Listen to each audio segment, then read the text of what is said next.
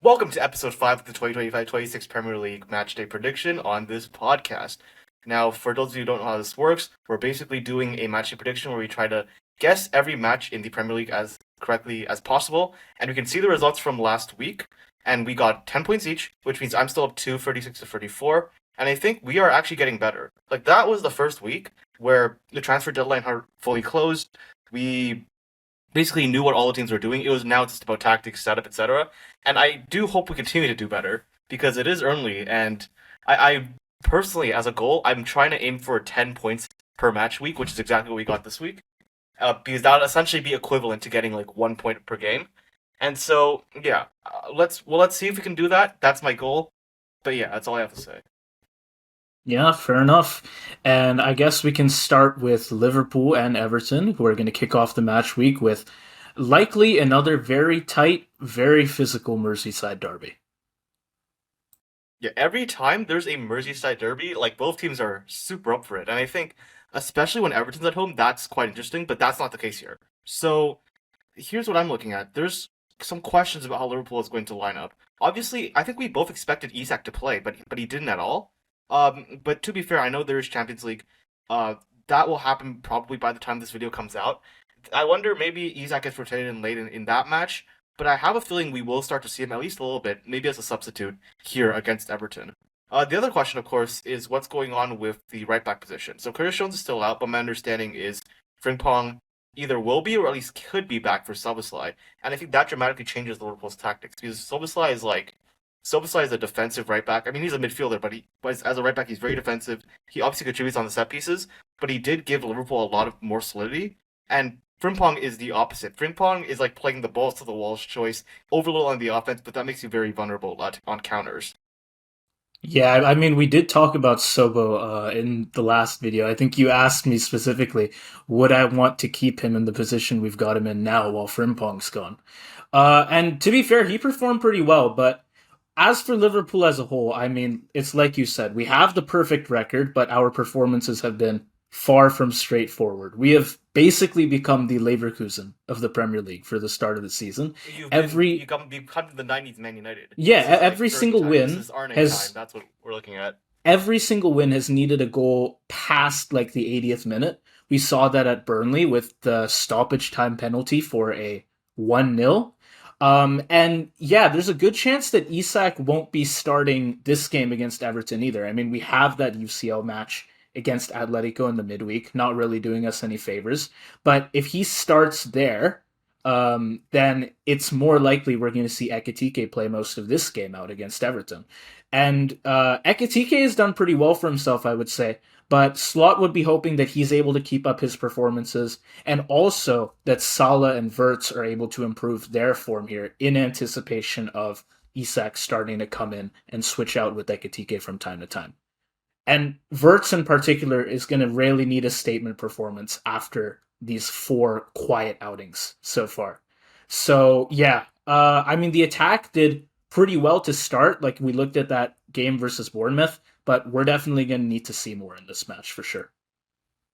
Yeah, I mean, in the last match, you basically left it late. It was pretty much off the chance. Very lucky with that Burnley mistake with that handball for a last second solid goal. I mean, there's a big question as to how sustainable Liverpool basically closing out games in the last minute essentially is.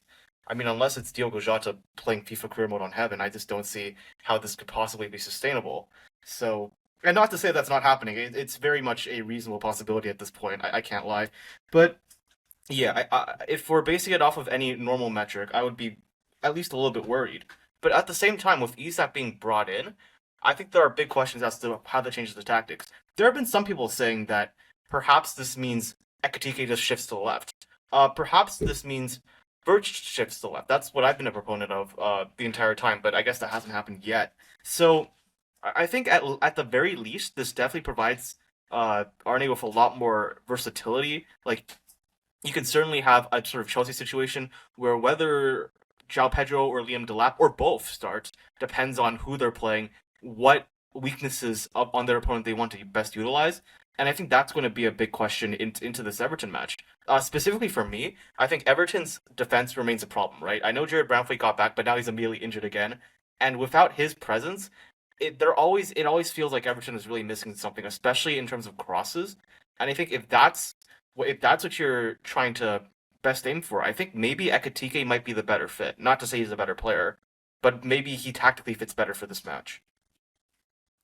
Yeah, fair enough. And speaking of Everton, actually, uh, they left, I would say, some pretty important points on the table against Villa in a quite frustrating nil-nil.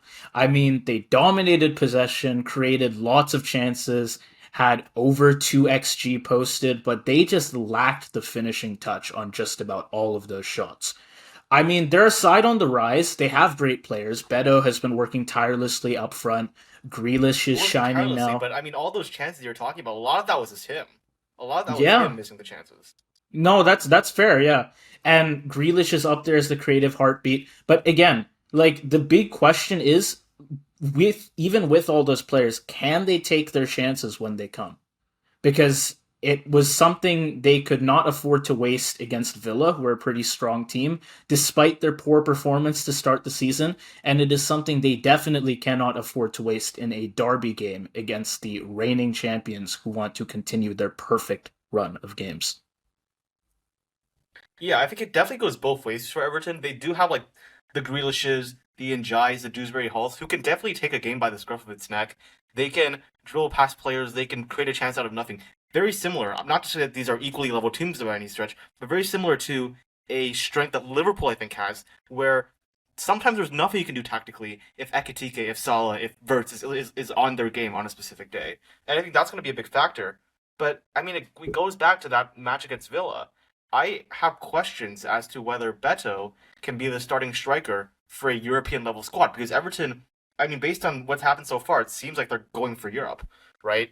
I think Jack Grealish had 5 key passes this match.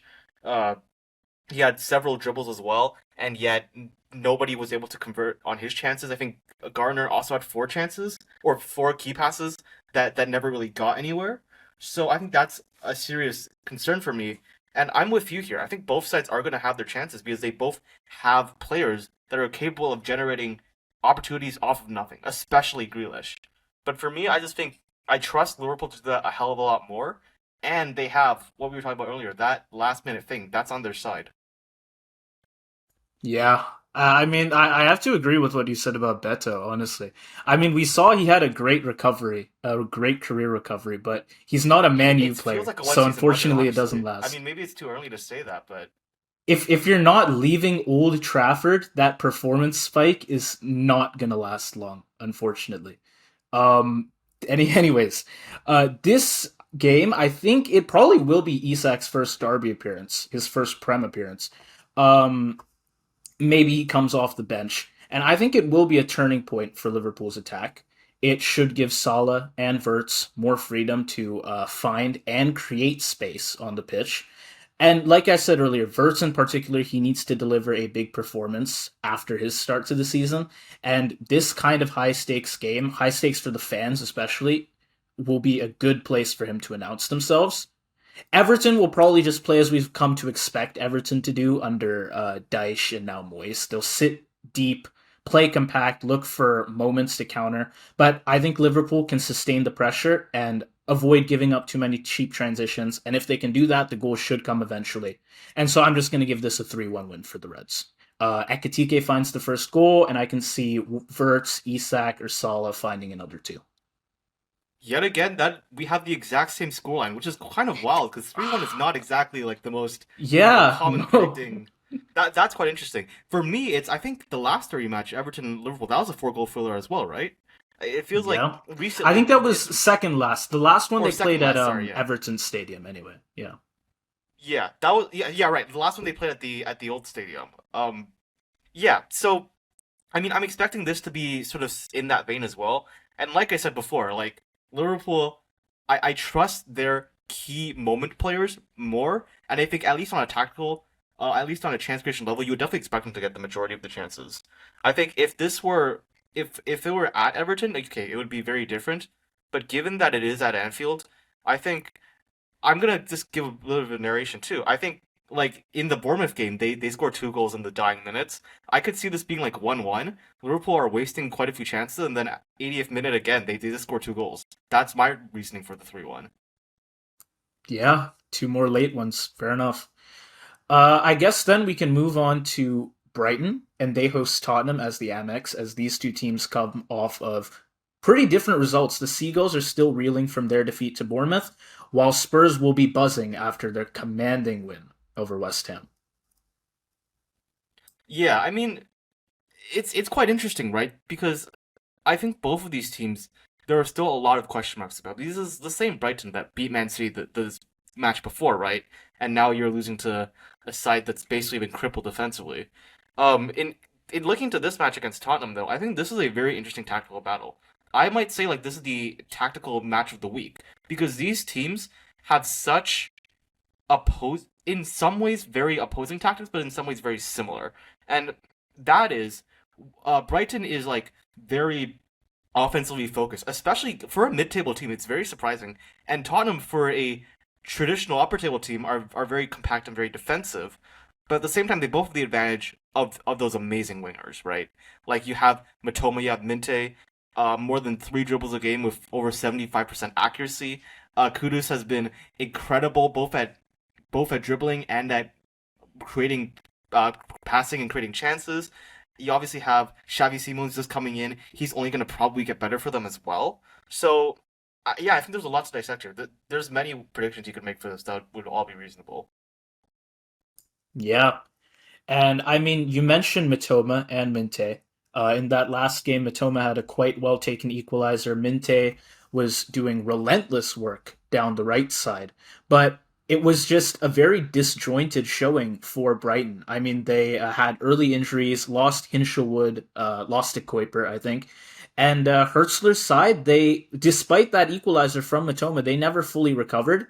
And the defensive lapses that led up to Bournemouth's penalty at the end really summed up Brighton's lack of sharpness. I mean, you had Dunk and Van Heck really struggling to handle their transitions.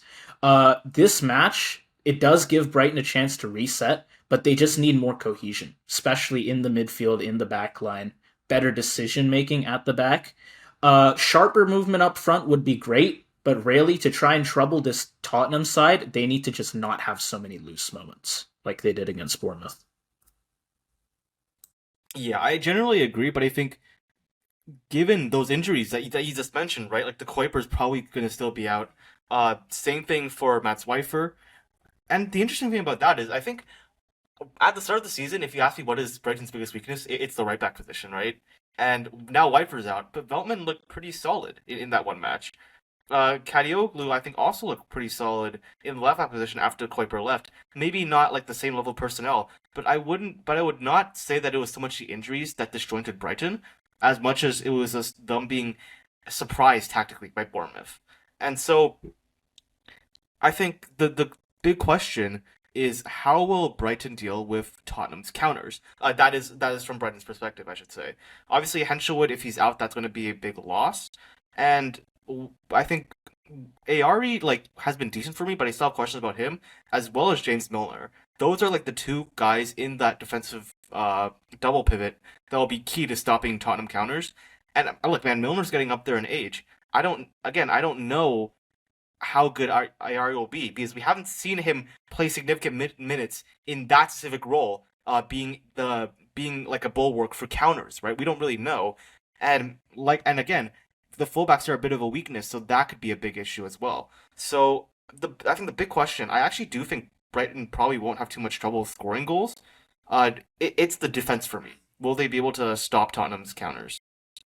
Yeah, and that's a problem because, like I said, Tottenham are in high spirits because their offensive showing in their last game was great. I mean, defensively solid too. You still got Romero marshalling the back line. He's doing a good job.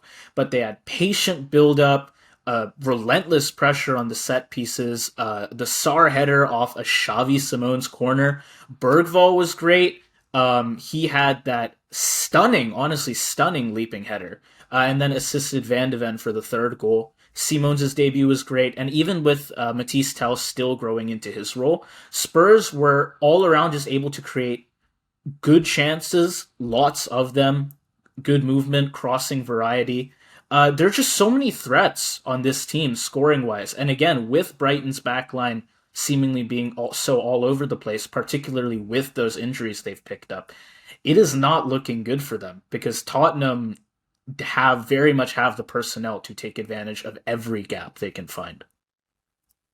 But at the same time, I can say something pretty similar for Brighton, right? Because Yeah, I that's mean, that's fair. sure, like yeah, it's sure they're losing players, but like Rudder has been incredible in that role as like a number 10.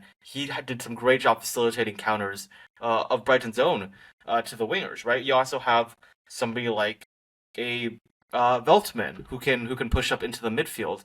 Brighton are very adaptive, and they are certainly no strangers to the overload as well.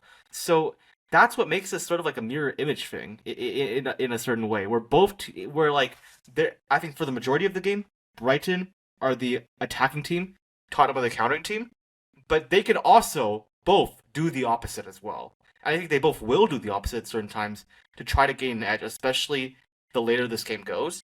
So that's what's informing my prediction for this. I think both teams will score one goal using each strategy. So I think both these teams are going to end up scoring 2 goals, one through the counter and one through just a strong, overwhelming attack. And I'm going to go with another high-scoring game. I think this is going to be a 2-2 banger. Okay, interesting. Yeah, this match, both sides will create enough danger to score. Neither one will fully take control because, like you said, they've got lots of different strategies to choose from. Great counters for each other. It's a pretty good matchup, to be honest. I mean, Brighton has got Matoma to give them that spark on the left. He'll have a battle with Pedro Porro that can really dictate how much threat the two teams carry in transition.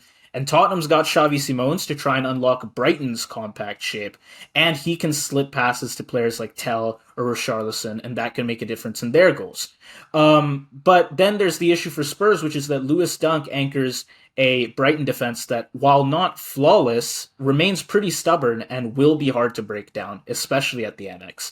And I think that while for these two teams, their strengths are definitely their attacks, their offense, their defense is good enough that I don't expect as much scoring as you have, and so I actually also have a draw, but it's a 1-1 instead of a 2-2. Okay. Yeah, that's fair enough. I feel like I've been burned too many times by predicting 1-1 draws and it ends up being 2-2. That I think Fair I'm enough. I'm a little bit paranoid here. I Yeah. don't want to predict any more 1-1 I mean, draws. we've kept predicting draws together, so it's happened to the both of us. Yeah. Yeah. Yeah, that's true. That's true. But again, it's the 10 points thing. I honestly care more about getting 380, which is the amount of games that are played in the Premier League season, by the way, than I do about beating you. To be perfectly honest. Yeah, consistency anyways, is a good thing. Yeah, bro, we gotta build some credibility, bro. Yeah, I know. We gotta grow the pod, man. But anyways, yeah. So next match, I think this is going to be quite interesting as well because we have a West Ham squad who is just so confusing, man. They one time they'll look amazing, their offense is cohesive, they're playing together, they're fluid, and the next match it's just completely flat. Whereas Palace, I think, they have been a lot more consistent, both tactically speaking and in the results.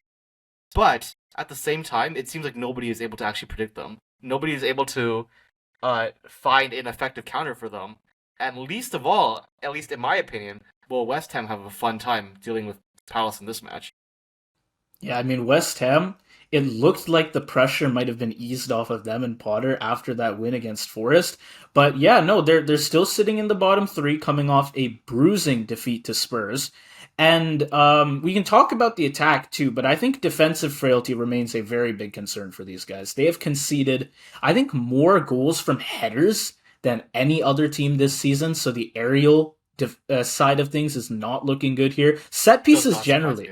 I mean, six from corners, I'm pretty sure, which Tottenham in particular. Six from corners? I'm fairly certain it's been 6, yes. Bro, that's like 1.5 per game, dude. Tottenham Bro, has other clubs on average, a club is like conceding 1.5 goals in total per game, and we have West Ham conceding 1.5 from corners. Tottenham ruthlessly exploited this, and I don't know that Palace are necessarily the team to do it like Tottenham did. I like it can definitely happen again throughout the season. I mean, Potter he's switched to a back four in recent matches, and it did work against Forest, but it left them far too open against Spurs once Suchek was sent off.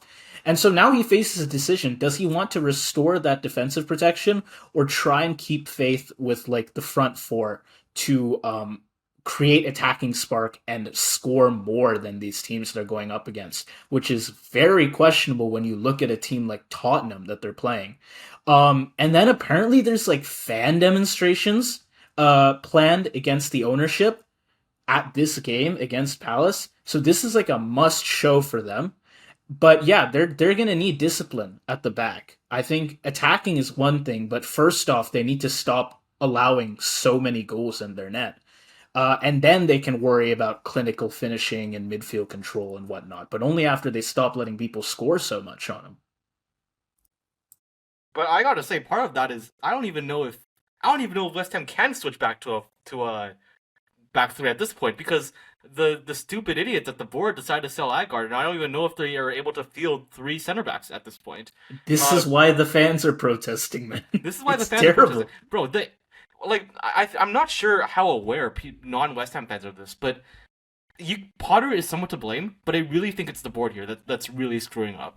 That's really screwing up the squad because the way the squad construction really just does not make sense for how Graham Potter likes to play, just frankly. And they're just so reliant as well on like aging talents that it feels like West Ham is just trying to coast off of like who was good 4 years ago and just assume that that's going to keep working, and that's a big issue here as well. I think for this match though, you're right. Yeah, Palace is not the squad I would be uh best fit to utilize a weak aerial defense, but I think with Suchek out, with Aaron Wan-Bissaka potentially still out, uh, Palace's strategy works quite well as well because they're laser fast on the midfield. If you give them space, which, for example, Liverpool learned the hard way, they will be lightning fast. They will dominate the midfield. They will quickly bring long balls into that front three. They will utilize their fullbacks. They will press you. It is just absolute terror if you can see the midfield. And I just don't see how West Ham can survive that battle. Yeah, and I mean Palace as well are I think the league's top like most informed team. Whether you're looking at just league games or like counting other competitions as well. I know they just beat Millwall in a cup match today, so they're close to Yes. like 20 matches if not On at penalties, but sure. yeah.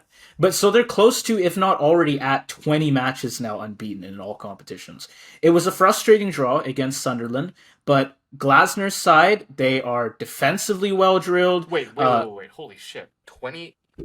I think Jeez. Because seriously, it it's like is. No, 20 it is. unbeaten. Because the Yeah. thing is, I said that. I assumed you misspoke. So I went back and just like scrolled down like the Palace matches, searching for a non-friendly loss. The last one was in April. Yeah, between like God. Prem, Europa, like ECL playoff that they did against that one Norwegian team, Community Shield, whatnot, 20. It's like 20 plus 20. matches now. It's crazy, really. Jeez. They're so in Jeez. form.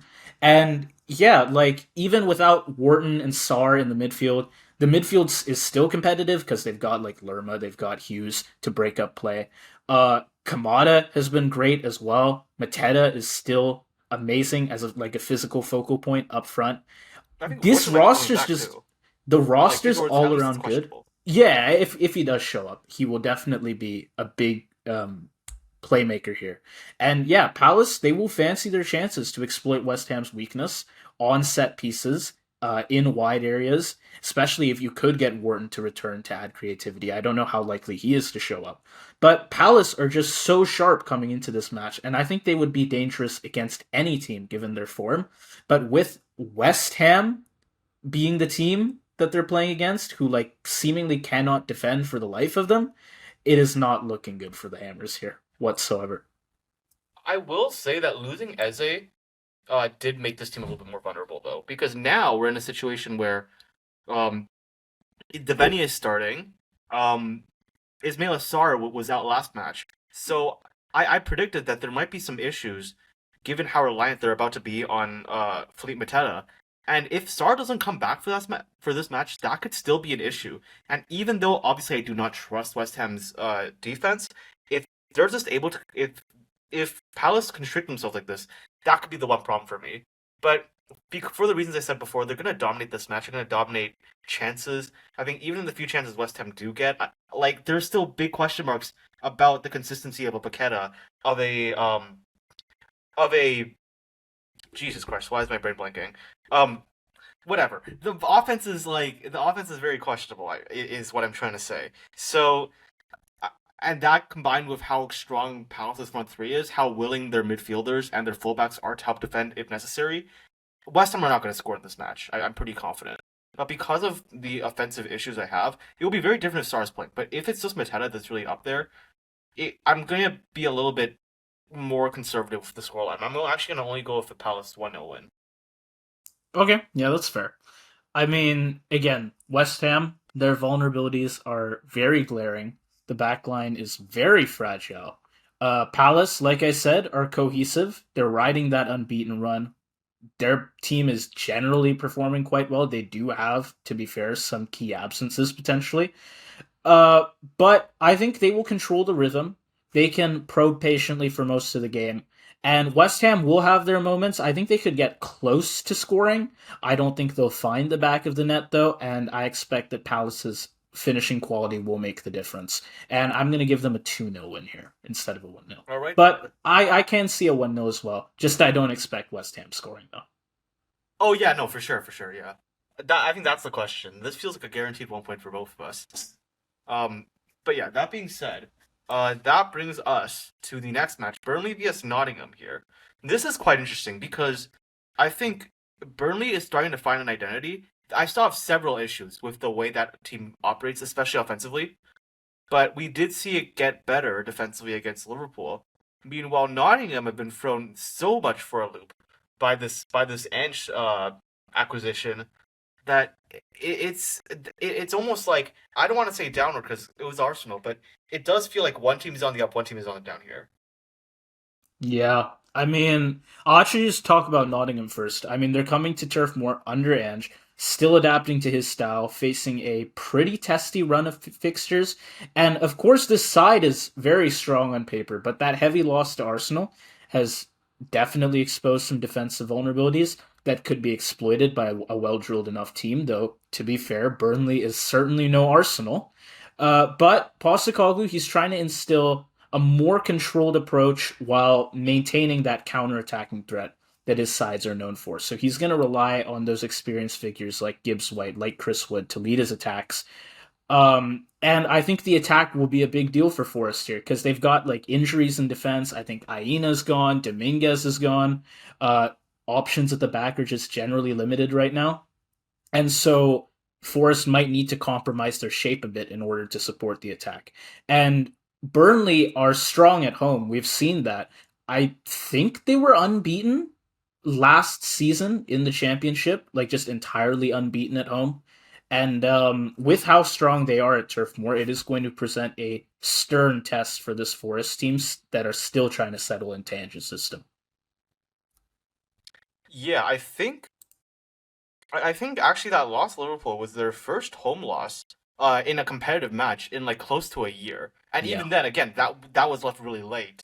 So obviously this match, like there's always going to be questions, I think. Um, but I do expect, like this Burnley squad, they were able to basically confidently defeat Sunderland 2-0. They were able to give a lot of these teams in the Prem a surprisingly hard time. And while I have issues with their finishing consistency, like Lyle Foster, especially Medjbury, I'm quite disappointed in so far. They definitely have been quite solid. And with the way Nottingham's attack has looked for recently, especially like somebody like Gibbs White, who normally last season was so good at connecting with the wingers, connecting with Chris Wood, he has not been great this year. We have Dominguez, who's injured. Like, that's a key guy that's bringing out long balls. Ola Aina as well. These guys, like, primarily defensive, but people don't think about how good they are at long balls, how good they are at chucking just past the midfield completely when Nottingham needed, and I feel like we're definitely feeling the effects of losing that. Um, yeah, I don't know. I think like Nottingham should definitely dominate this match in possession. Like they'll definitely they do have the better midfield, I still think.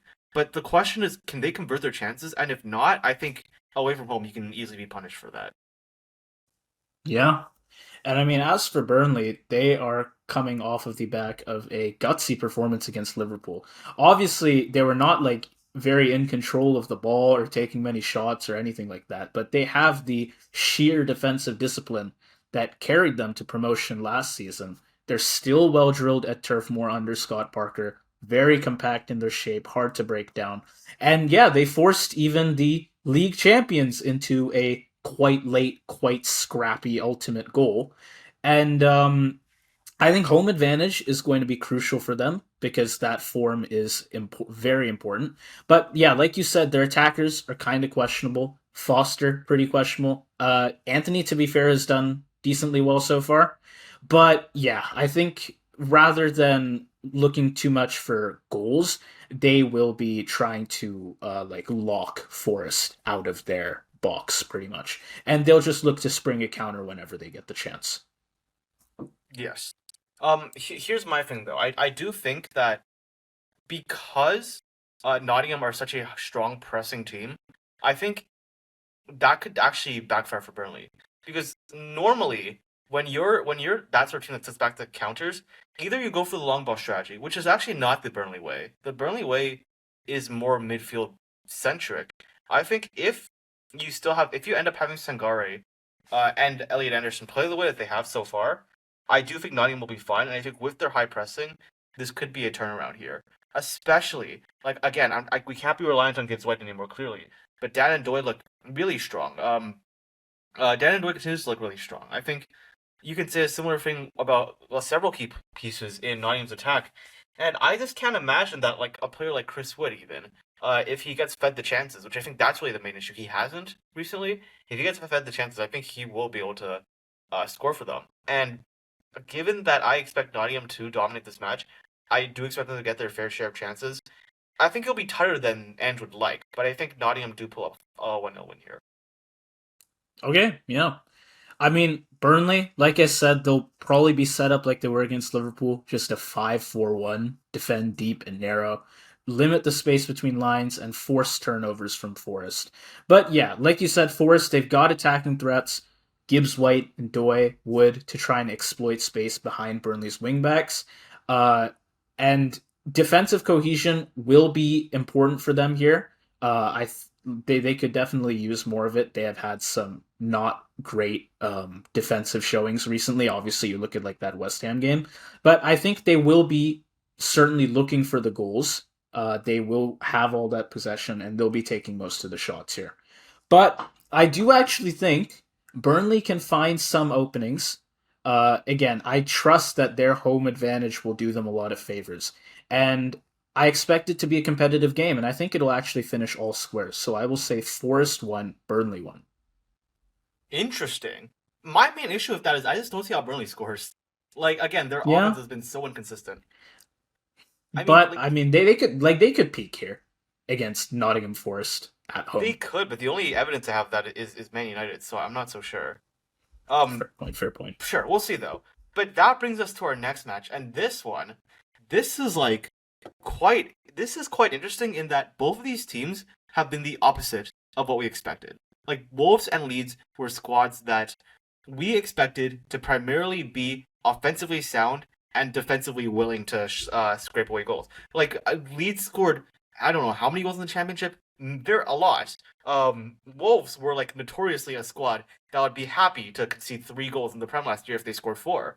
But now it seems like they're more defensively solid than what people gave them credit for at the beginning, and they both have some degree of issues with actually scoring. Ironically enough, Yeah, I mean it's only one goal for Leeds so far in that opening game against Everton. They've felt some real which attacking was a woes. penalty, by the way.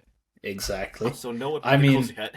so Calvert Lewin has started showing potential. He's linking well with Aronson and Okafor, but the finishing is a critical problem here. And you have injuries like the one to Tanaka late last month, very big deal, that have forced Fark to rotate heavily, and that has contributed, I think, to their inconsistency.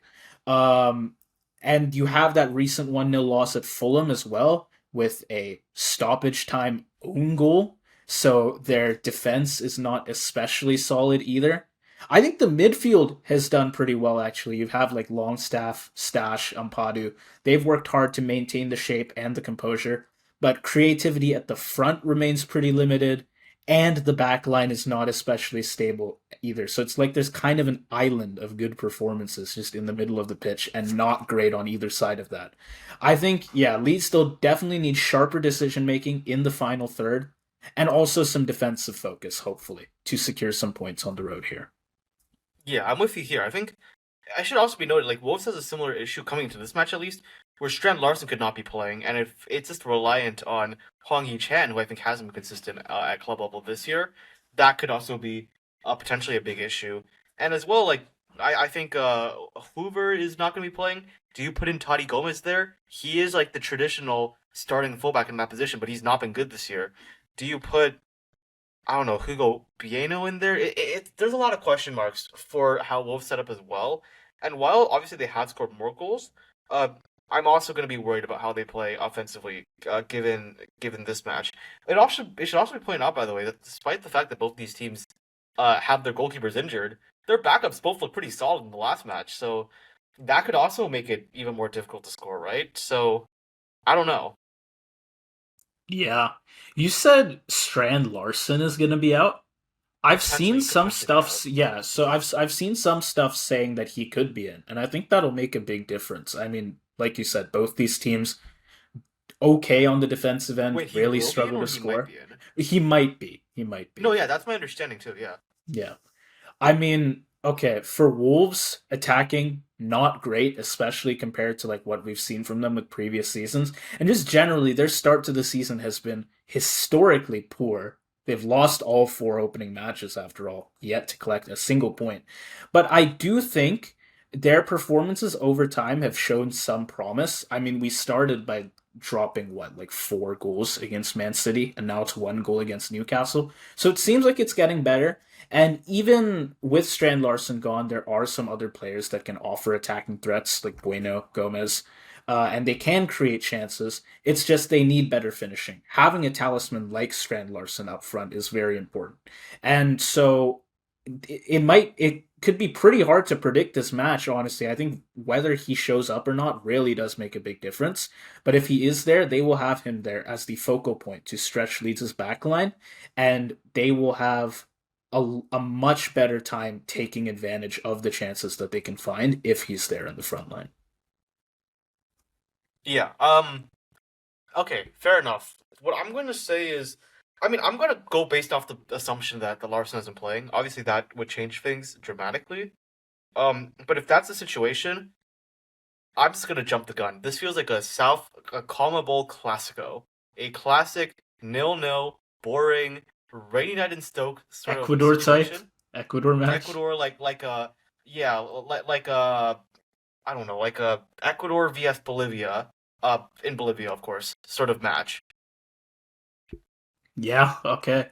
I mean, I had my prediction based on Strand Larson showing up, and I don't really want to change it now as much as it is questionable whether that's going to happen or But like, not. it's only questionable. Like you might, Yeah. if So you gamble correctly, then this is big for you. I'll say Strand Larson does show up. It will make a difference for their offense. And I will say I did have Leeds staying up this season and Wolves getting relegated. And I Right. do still think that Leeds are better, like have a better chance of staying up here. But their scoring drought is a real concern right now, and this will be by far Wolves' best chance to get at least a point.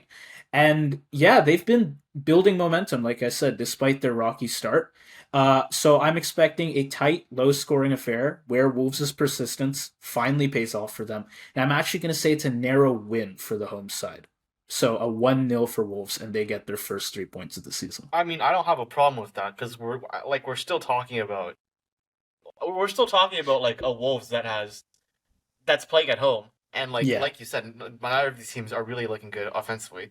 But speaking of teams that have been questionable, Manchester United, um, fresh off of an absolute destruction, by Manchester City, and on the other side, a squad that got a little bit humbled by Brentford. I'm not sure. It's almost like someone predicted that. It's kind of crazy.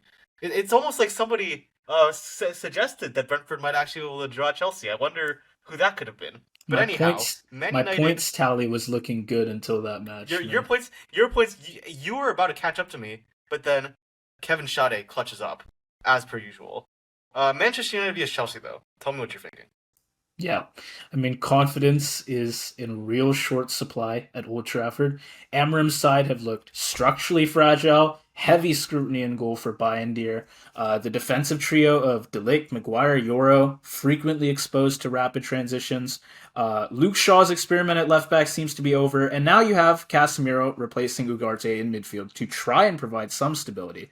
Though there are still questions lingering over United's ability to control possession and link play between the defense and the attack, especially when the defense is looking so questionable right now. Wait? Is Luke Shaw not going to be starting anymore?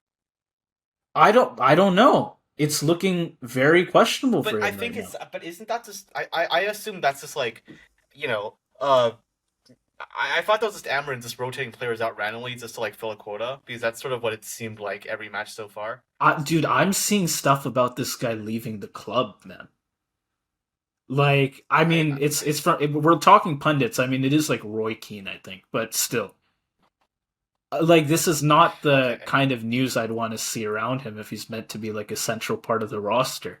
I don't know. He has definitely been the weak link in the back three, like Yeah, by far, clearly. So I do get it. I mean, here's the thing, like how much, and I feel like at least two results Manchester United have thrown away because of Luke Shaw singularly. He got cooked by Holland, but it is Holland, so I understand. Like Kukurea got cooked by Holland also. We're not. It doesn't mean we shit on Kukurea, but I mean it was him who was responsible for Fulham equalizing off of a cross that should have gone nowhere, right? Um, I think he also put them in quite a bit of trouble, at least under fire against Burnley as well. So maybe you start Maguire, but Maguire didn't look great against City either. So I don't really know. I don't really know what happens here for United. And I do also think Ahmad Diallo was one of their better players. I don't know if he's going to be playing because Mazraoui now he's getting a start. Like it's very. I don't understand what's happening. I don't. I just don't know, man. I don't know. Dallo is out, but I feel like Ahmed should be starting for Dallo. I mean, I think Ahmed should be starting regardless. yeah, But no. I mean, Dallo is gone, Cunha's gone, Mount is gone. So there's a lot of the like offensive creatives yeah, gone I here. mean, okay. Here's the thing. Naturally, normally in this situation, you push Bruno Fernandez up, right? Like the logical thing is to push Bruno up. But why did they not push Bruno up during against City? Why did they play Bruno as a defensive midfielder against Tiani Reinders and Rodri? Like I don't understand. I don't get it. Okay, I'm not like it's in vogue to shit on United, but I don't understand. Also, I don't understand why Kobe Manu doesn't play, but I've been saying that for like a year now. But whatever. Um, yeah, I don't know. I don't know. Yeah, I mean, this is what you'd expect from like Chelsea over the past few years, where they've had so many players and they just don't know what to do with them. This is Man United now. Man United are Chelsea, except they're not perennially fourth. They're like perennially 15th to 17th. Freddie, And I mean, yeah, if they don't get their shit about to be, together, they're about gonna to be. drop back. If they don't get their shit together, they're gonna drop right back down there like they were last season, man. Yeah, I don't I know. mean, And yeah, they're what? They're 14th right now, so yeah. And speaking of Chelsea, actually, I mean, they need to overcome their consistency, but Old Trafford is a good chance to seize some momentum. You have, yeah. I I mean, mean, what can I say, man? I guess so. Can't argue Cole with that one. Cole Palmer transformed the game off the bench against Brentford. He's probably going to start here. He will be key to unlocking United's backline. Alongside Pedro, of course, you have Enzo Fernandez still to link the midfield and the attack.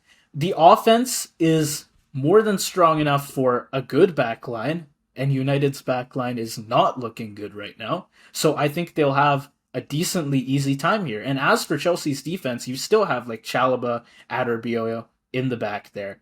And then Reece James and Marco Correa to provide more support down the flanks. It's a strong roster. We've said this before. Chelsea has got a strong roster. They've got good depth. And now they actually seem to know what to do with their players. Like they can deal with injuries and create a good roster, and they actually have something cohesive here, like an actual identity, unlike what we're seeing from United. Chelsea, they do need to manage their tempo carefully. And they've also had like heavy rotation in some previous games, which has led to some disjointed play. But I don't think they'll have nearly as many issues here as they have against some of their other opponents. Because I think just the Man one U are all over the concern, place right now. yeah, I do think the one concern though is the counter, right? Like, uh, I mean, we saw that against Brentford. I think we saw it in the match previous as well, but they got lucky with VAR. I think that is how United scores in this match, though, because that is how they like to play. In that they're going to go for long balls, they're going to try to find channels to get the ball to Imbumo, to get the ball to Sheshko, etc., etc. But on the whole, like I do expect Chelsea to easily dominate this match. Enzo Fernandez has actually looked more decent as of recent. Caicedo is obviously who he is, and given that number one, you put crosses into the box, which is something Chelsea absolutely can do. They have the personnel, they have Liam Delap to do that. Like I said before, if Luke Shaw's in there, I don't trust United at all. And secondly, with how fast paced, how fluid that attack is, I think the zone strategy that United are basically playing is so error prone. Uh, I think we saw that from Lenny Euro as well. I think no, it doesn't. Like there's a personnel error in how Amorim is playing the system, and I expect to see Chelsea take full advantage of that. Yeah, and I mean, we were hard on Chelsea for throwing points away late in that last game. I mean, it's not unreasonable. They kind of opened up at the end there, but this side still looks much more complete than United right now. Palmer's return to the 11 is huge. He really makes this team tick, and Pedro is looking more and more comfortable on the at the front of this team. And like I've been saying, United are in a tough spot. Amorim's seat is red hot right now. The away form is poor too, and yeah, without Cunha, without Mount, their attack still feels pretty disjointed.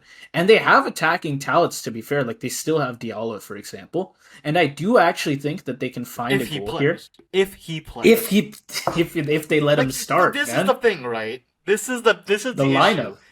Amorim still hasn't figured out his lineup. I don't understand this. I don't understand this because they made all their transfers early. They had all the friendlies to figure it out. They haven't. Remember in the table video where I was like, they need to give Amorim a little while and not like sack him straight away because Man U probably will struggle. And I mean, they have struggled, but I don't know that Amorim has really showed that that struggle has been worth it. So I feel like if this goes But it's on also too for, late now. But I also think it's too late now yeah, to maybe so. because now the team is so radically transformed that now you would need another off season to actually do anything with a new guy.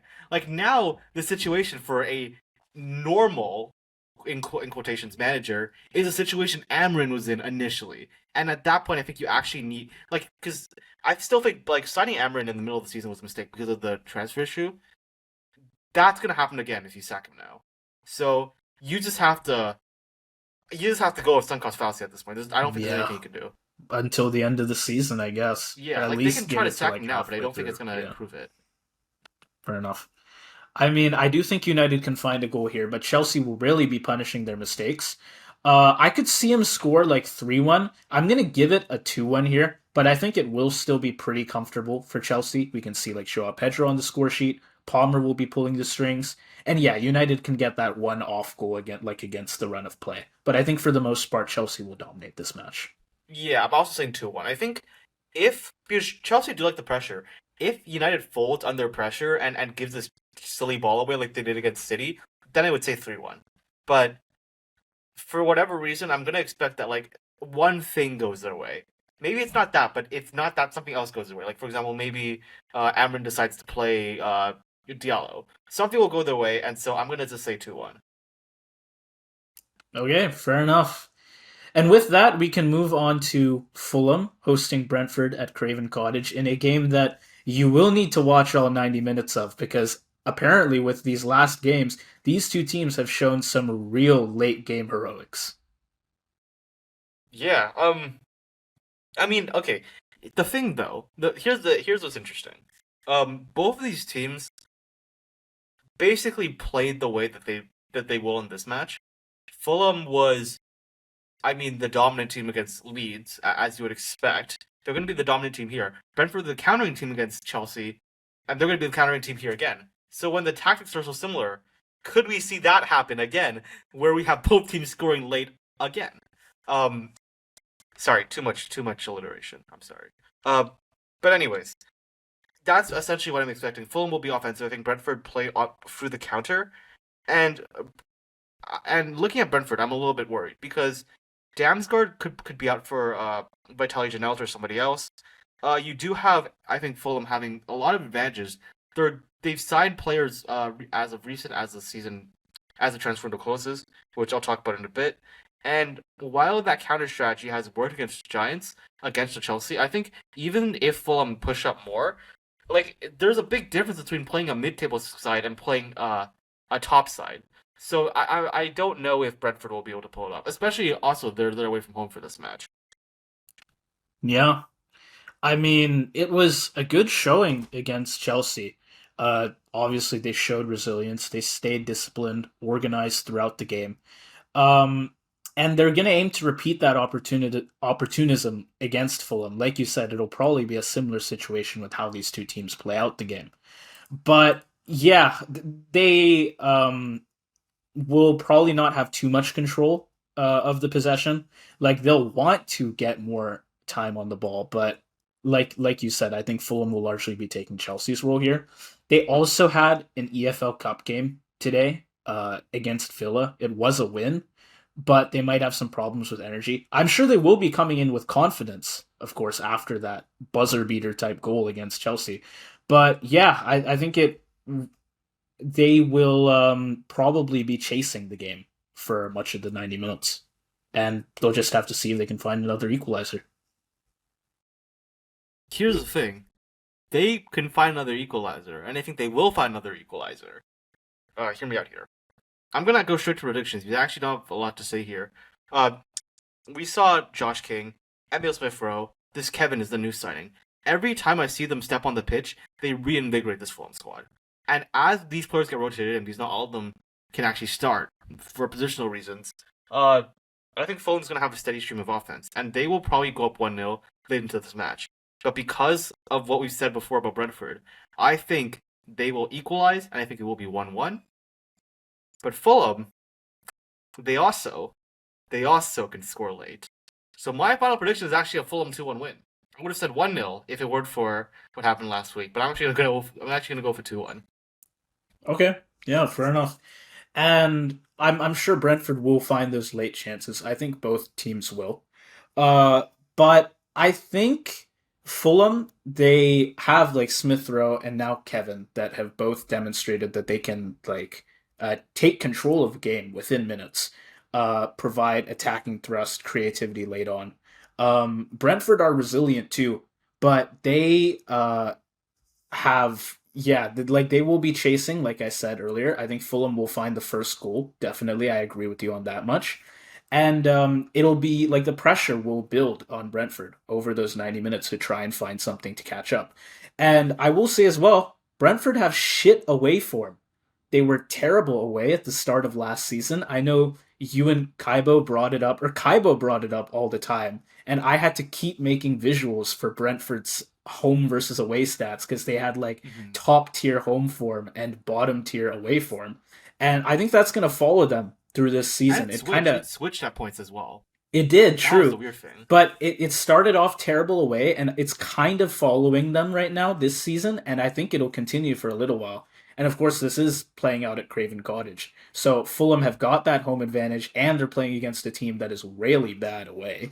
And I think that combined with Fulham's new signings who can link effectively with the attack, they have an overall consistent, cohesive front line. I think that'll give them the edge. They'll get that first goal. Brentford will try for an equalizer. They won't find it. And I think Fulham can actually find another late goal. Like, they'll both get their late chances, but I see Fulham capitalizing. And so I'll have them win 2-0.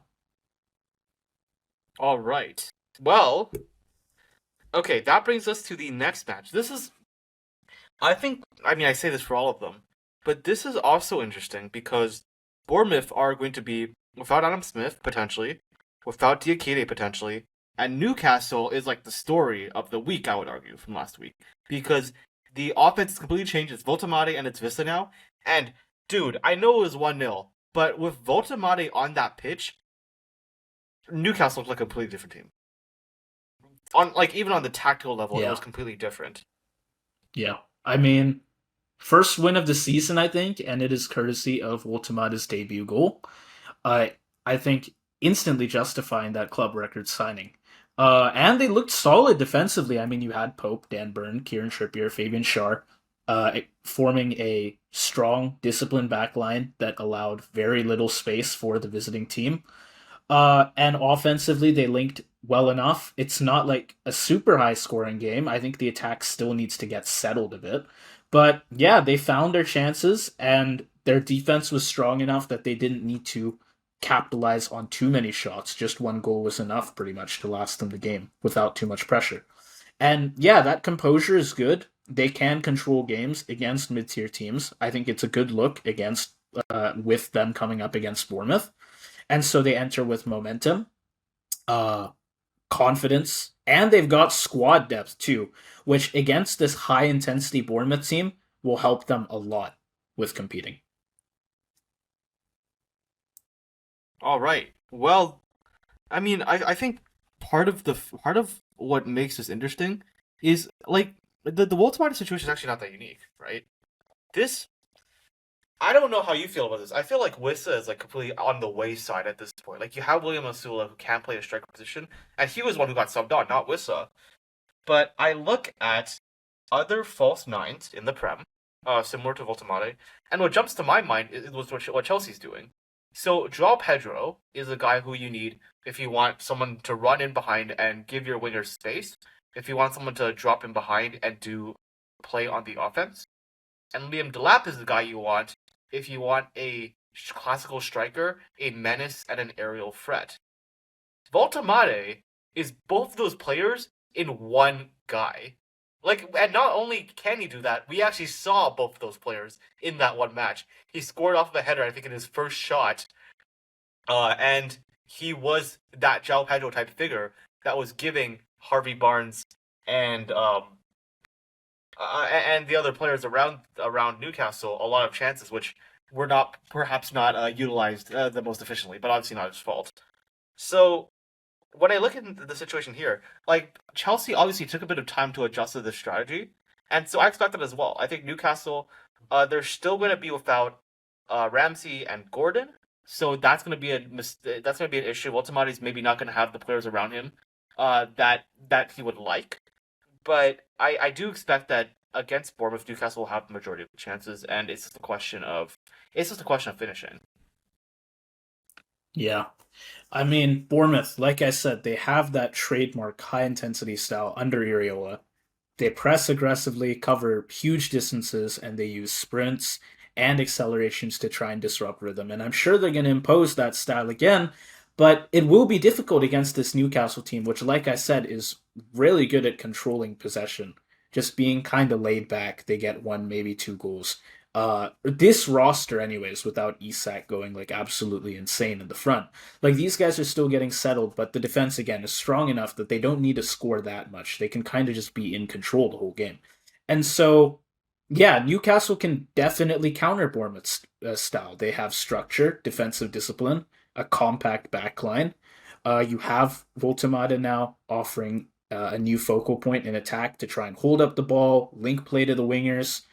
So overall, like the defense is strong, and the attack is not at its peak, but it is definitely good enough to find them some goals. Uh, I think it will be a bit of an end-to-end affair. Again, Bournemouth can definitely find their chances. We saw it against Liverpool, right? They had that comeback two goals to tie it 2-2 before we scored another two. So they're always in the game. They're always trying to score. I think they'll find some goals. Newcastle will find some. Um, let's see. What could I say for a scoreline? I'm gonna Oh, this is on the say, dome. Okay. yeah. This is actually I forgot to. I actually just realized I forgot to set one for this one. So I'm gonna have to think of something on the spot now. I feel like this will be a decently open game, and I'm gonna actually say a 2-2 draw. Bournemouth, they're at home. I'm sure they can find their chances. Did that surprise you that much? Yeah. Yes, that Okay. surprised me that much. Okay. Bro. Okay, man. I think both these teams can find their goals, honestly. Like, that's what I've been seeing from these games so far. And it was a decent showing for Newcastle for Voltemada's debut. I think they'll only get better. I think they can actually manage to improve pretty quickly. But again, Bournemouth are a great attacking threat. We saw it in the Liverpool game. They're always in there looking for goals. Semenyo can practically just score whenever he wants to, I feel like, if he has the energy for it. And so, okay, maybe 2-2 is a bit much. I have to You stick to my locked it in. guns You now, I locked it feel in. like. So You locked it in. 2-2 it is. I could see like a 2-1 for Newcastle, but I'm sure either way it'll be a very close game and with a decent amount of goal scoring. I actually don't agree because I think a big factor in a big factor in why Bournemouth were able to, at least against Liverpool, uh, create chances was the counter issue. And I think Newcastle are a lot more defensively solid. You have Sandro Tonali, you have Guimaraes, very defensively solid. The backline is very solid as well. And while like Semenyo, even Tavernier could potentially blow past a bunch of players, I just think Newcastle's too solid to allow in a lot of opportunities.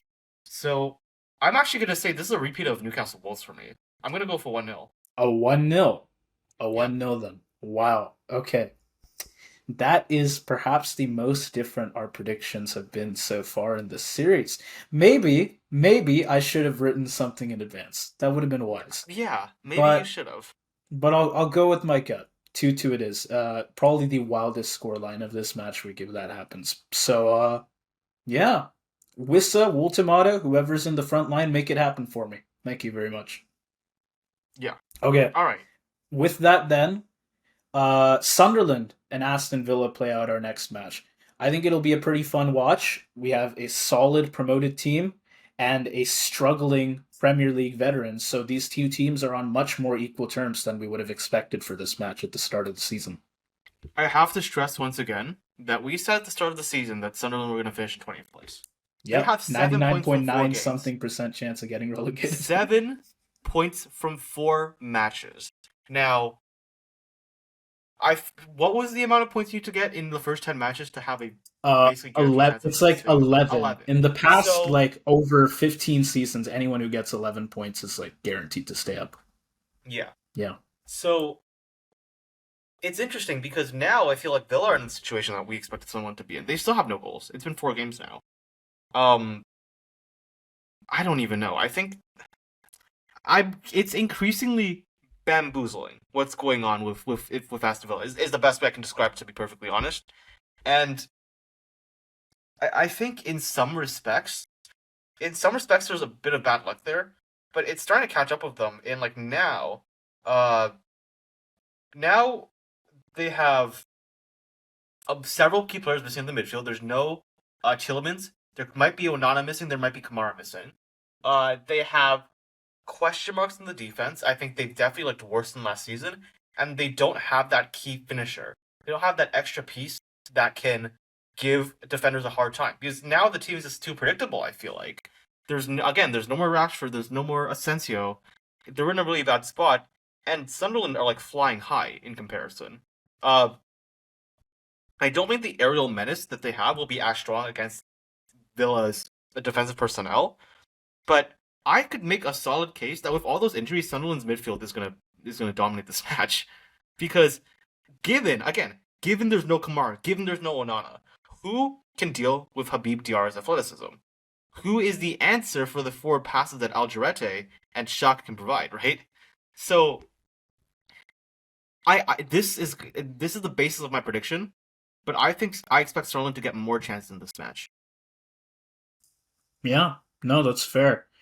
I mean, Villa have been getting some chances to be fair, but we like I said it in the last video, their finishing is just not up to par.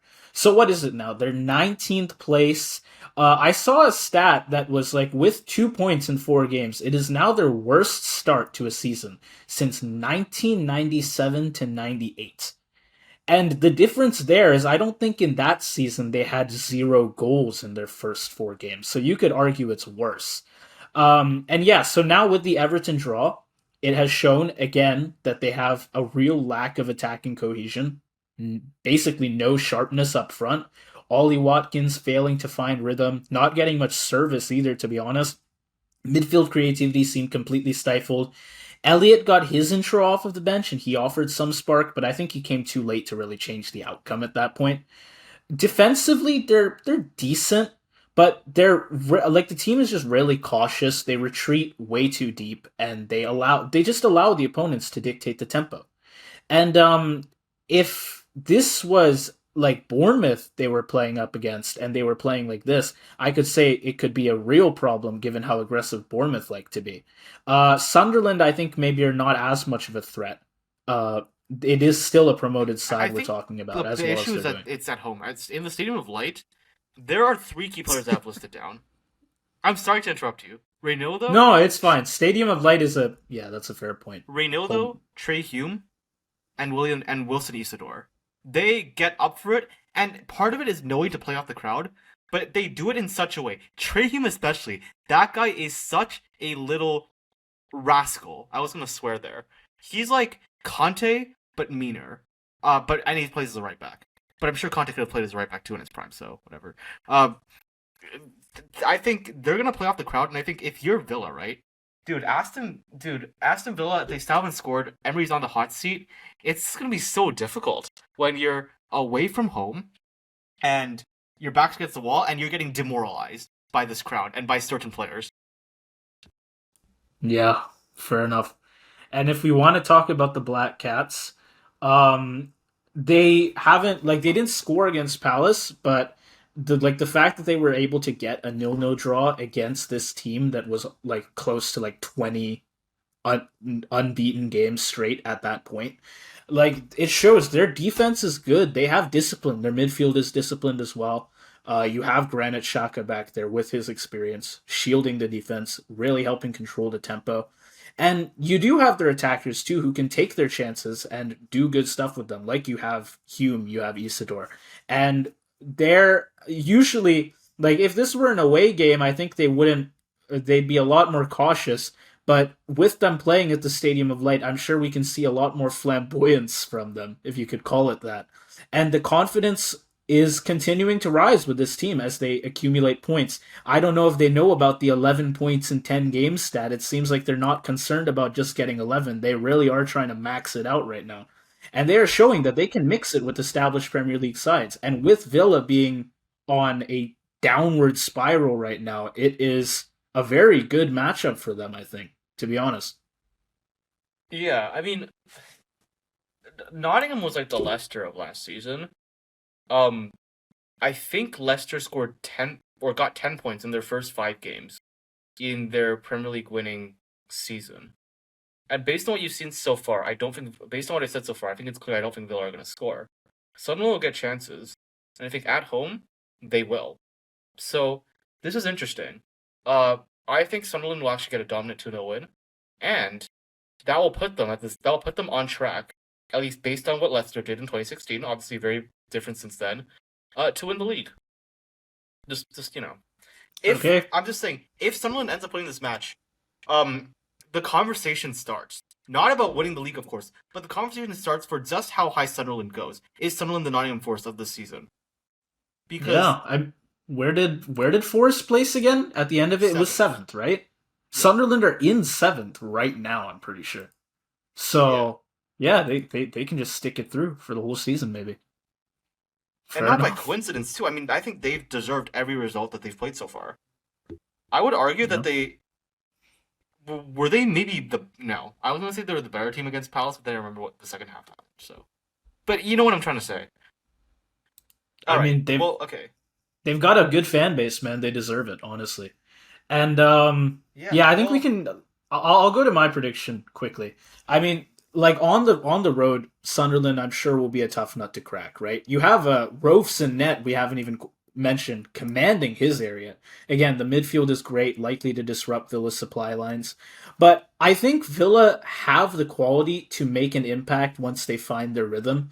And I want to say that like eventually with the roster they've got, this terrible streak they're having has got to end somehow. Maybe not all at once, but like slowly they find some form.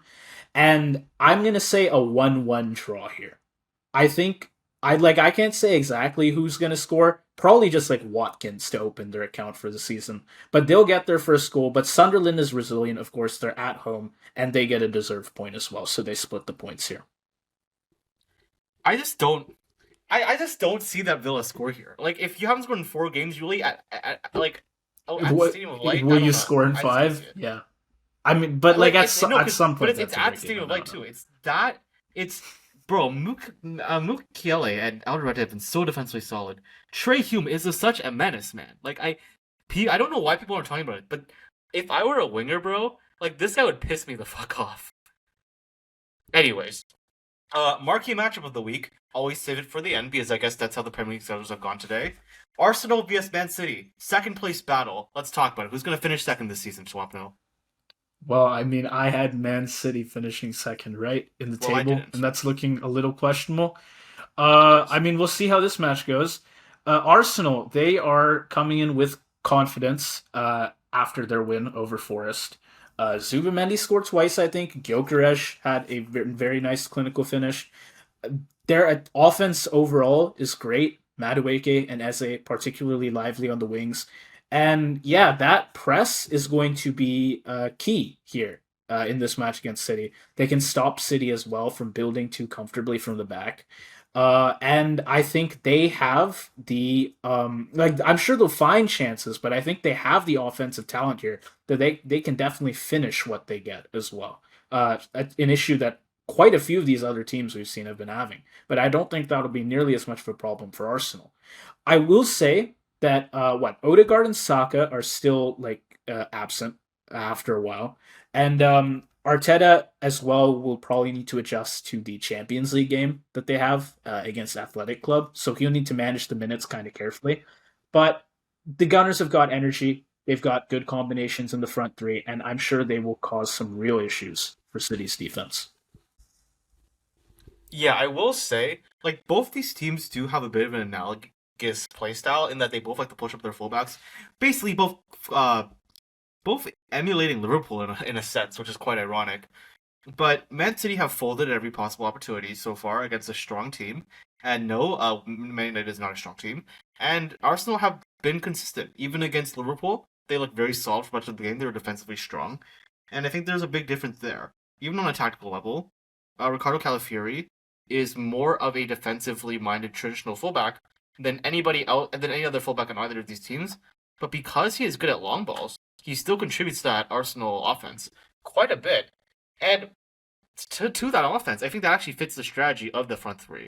With Madueke, Eze, and Gyökeres, basically refer to the video we made about Arsenal during the summer. That's exactly what the tactic is, and it's actually looking pretty good.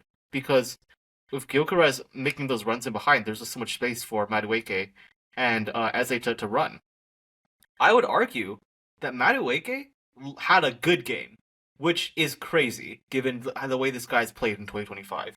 But because of all that space he got, I think that's what we saw. So, especially with City's fullbacks pushed up so high, I'm a little concerned will they be able to deal with that. Oh yeah, I mean for City though, their attack is also very promising. I mean, they've come off that dominant 3-0 win. It is against United, who, as we have like harped on them for, like they're in a terrible spot right now. Maybe the only team that like could be worse for wear based on where we'd expect them to be is like Villa. But I mean, even still, Man City looks great. You had Holland, Foden combining for goals, Bernardo Silva to orchestrate the transitions.